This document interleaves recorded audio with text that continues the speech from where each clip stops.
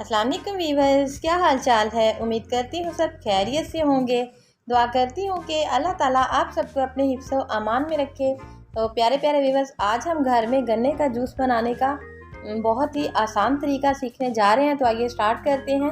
बिस्मिल्लाहिर्रहमानिर्रहीम। सबसे पहले हमने अच्छे वाला गुड़ जो है उसको अच्छी तरह से वॉश कर लेना है। वॉश करने के बाद उसको पानी में भिगो के आधे घंटे के लिए ऐसे ही छोड़ देना है।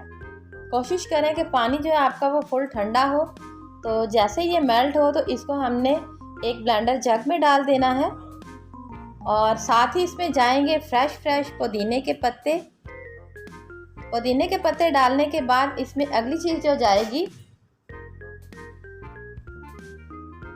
वो है काला नमक और साथ ही इसमें जाएगा लेमन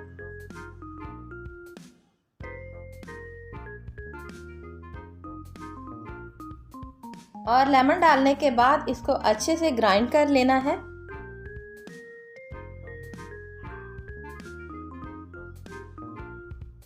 और बस देखिए ये बिल्कुल फ्रेश गन्ने का जूस बिल्कुल रेडी हो चुका है।